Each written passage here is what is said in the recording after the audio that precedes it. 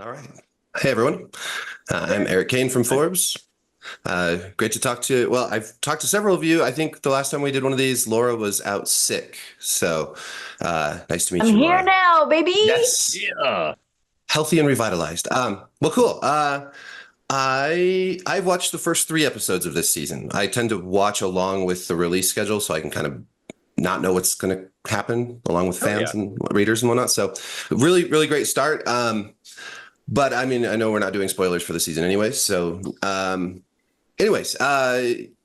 wanted to start off kind of with just asking a question about your characters. It's kind of a big like save the world season, but I wanted to kind of know what other sorts of struggles or internal struggles and conflicts and interrelational conflicts your characters are facing this season. Trying to be a person, quite a bit of it, and dealing with post trauma, and maybe happiness. I don't know. I don't know if he deserves happiness yet, or if he thinks he deserves happiness, but it might be on the horizon. Yeah, so much of the season is those larger than life struggles, right? But at the same time, we're dealing with the very intimate struggles as well. Um, and I think Vex is going through a struggle of figuring out how much of her past she allows to affect her future. Um, yeah. Vex is the girl, right? So hard to keep track. It is.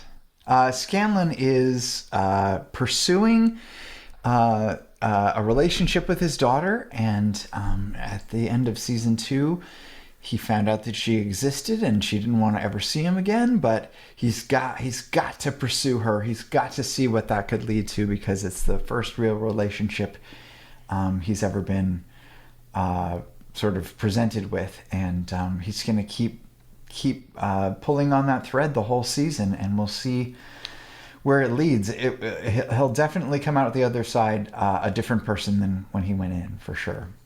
And the spice merchant definitely wants to try and sell some spice to Scanlan. But We'll see if also he his gets- arc, his B story is that he has to poop. He has to he's got a poop loaded. The unspoken subtle B story. Yeah, Yeah. we're exploring that in a web series. Uh, Well, how many characters are you playing this season, Matt? A handful, a number of them. Kind of the consistent utility player of this. So I don't have a count specifically.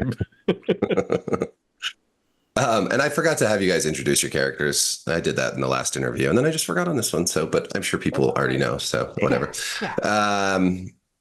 Yeah. There is already like some interesting, like from what I've seen, sort of relationship drama going on in this.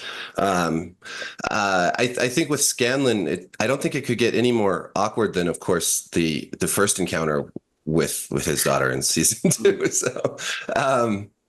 So I sort of behind the scenes stuff, I just curious kind of what, there was kind of a larger gap between seasons. I'm kind of wondering kind of what sort of like process, what kind of struggles did you guys have with adapting this this season from the actual streams? Well, we knew that we had to.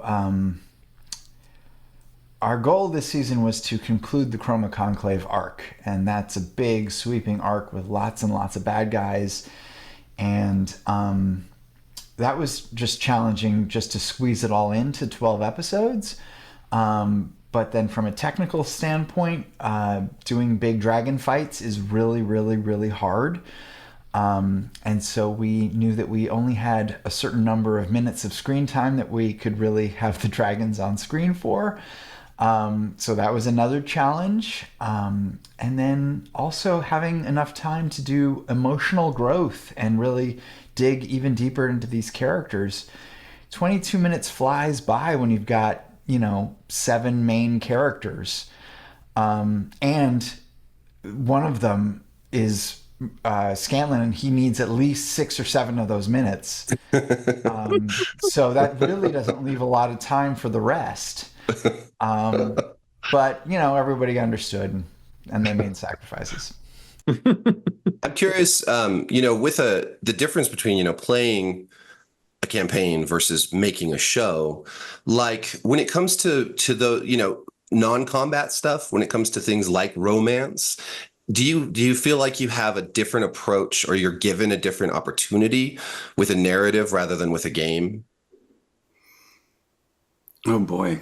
Well, sure. I mean, in a game, even though Matt never makes it feel like this, he loves to let us have those moments with our characters. We're aware of an overarching story of, we have a giant battle on the horizon, and I don't want to spend too much time with this little intimate talk. There's other things to get to. We have to go buy stuff. And so it's beautiful to get to explore those conversations and those moments in this medium. Yeah, in a way, you're condensing a lot of stuff, but it seems like you also have an opportunity to, flesh things out as well. Sure, we have these huge battles. They don't take hours and hours to show. They Right. actually have the minutes that it is. One round is actually 1 minute. And, Yeah. so you guys there's the new Daggerheart RPG coming out next year, and I was curious, like, I was reading, and I haven't read all of it, but I was, scanning through it and looking at some of the influences, like you mentioned 13th Age and Apocalypse World and things like that I really enjoy. I'm curious, like, hypothetically, if you were running this game in that system, or this campaign in that system, like, what do you think would be different?